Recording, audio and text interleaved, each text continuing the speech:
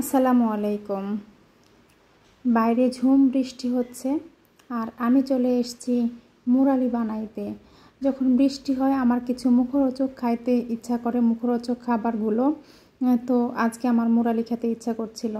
আমি প্রায় 1-1.5 মাস আগে নওগাঁতে গিয়েছিলাম আমার বাবার বাসায়। তো আমার বাবা ওখানে কিনে খাওয়াচ্ছিল আমাকে এই মুরালিটা।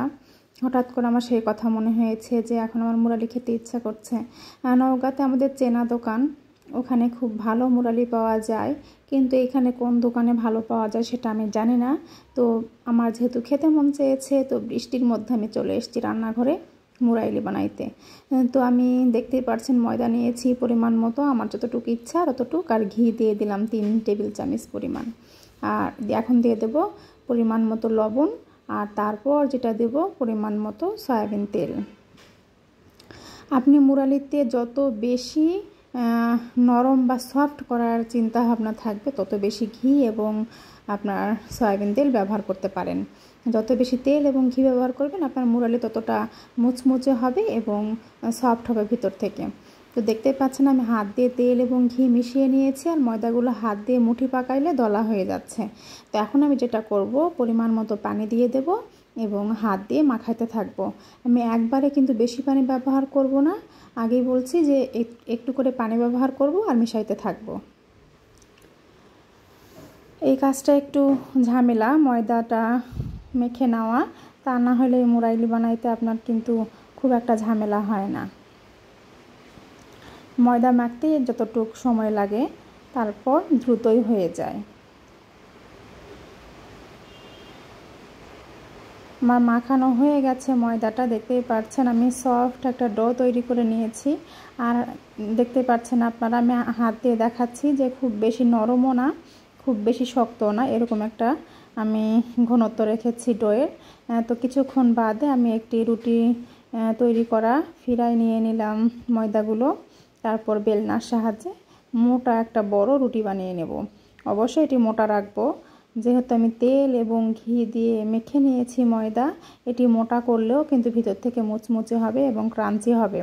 তো দেখতেই পাচ্ছেন আমার রুটি বেলা শেষ, আমি লম্বা লম্বা করে কেটে নিচ্ছি। আর এক পাশটা কেটে আপনাদের দেখাচ্ছি যেভাবে কেটে নিয়েছি আমি, তার বাকিটা আমি অফ স্ক্রিনে করে নেব। একটু করে আমি ময়দার যেই ডো সেখান থেকে নিয়ে 2 হাতের তালুতে নিয়ে এরকম মুরালির মতো লম্বা লম্বা শেপ দিয়ে নেব। আর কেউ যদি মনে করেন যে হাতে এরকম করবেন না, তো চাকু দিয়ে একটু ডিপলি কেটে নিলেই কিন্তু এনাফ। তো আমার সবগুলো বানানো হয়ে গেছে, এখন আমি তেলের মধ্যে ভেজে নেব এগুলো। তো আমি চুলায় আগে থেকেই তেল বসিয়েছিলাম, তেলটা যখন হালকা গরম হয়ে আসছে ঠিক সেই সময় আমি একটি একটি করে ছেড়ে দেব মুরালিগুলো।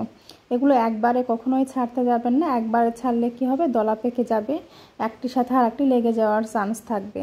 আর একটি একটি করে ছাড়লে কিন্তু লেগে যাবে না। আমি একেবারে মিডিয়াম আঁচে মুরালিগুলো ভেজে নেব যাতে করে ভিতর থেকে এটা ফ্রাই হয়, এজন্য এটা একটু ধৈর্য সহকারে ভেজে নিতে হবে, তা না হলে ভিতরে কিন্তু মুচমুচে হবে না বা সফট ভাবটা আসবে না। এরকম যখন ব্রাউন কালার চলে আসছে আমি তেল থেকে উঠিয়ে নিচ্ছি। সবগুলো মুরালি আমি একই নিয়মে ভেজে নিয়েছি। তারপর যেই প্যানে আমি মুরালি ভাজছিলাম সেই প্যানটা ধুই নাই, তেলগুলো ঢেলে নিয়েছি আর সামান্য একটু পানি দিয়ে দিয়েছি। আমি সামান্য পানি দেওয়ার পর 2 কাপ পরিমাণ হবে চিনি দিয়ে দিয়েছি। চিনিটা যখন একটু ফুটে আসছে উপর থেকে দিয়ে দিচ্ছি তেজপাতা এবং সাদা এলাচ কিছুটা। এখানে আমি সামান্য একটু ভিনেগার ব্যবহার করব, তাহলে চিনিটা দলা পেকে থাকবে না মুরালির গায়ে, এই জন্য। তো সামান্য একটু দিয়ে দিলাম ভিনেগার। এটা 1 তার 2 তার হওয়ার কিছুই নাই, যখন এটি ফুটে আসবে দেখছেন যে এটি আঠা আঠা হয়েছে, ঠিক সেই সময় মুরালিগুলো দিয়ে দেবেন। আমি একটি মুরালি ভেঙে দেখাচ্ছি আপনাদের, দেখুন যে মাঝখানটা কেমন সুন্দর মুচমুচে হয়েছে। আর যখন পানিটা শুকিয়ে আসছে, আমি কতগুলো পানি দিয়েছিলাম সেটি আমি নজরে রেখেছিলাম। তো পানিগুলো শুকিয়ে আসার পর চিনির মধ্যে ঢেলে দিলাম মুরালিগুলো।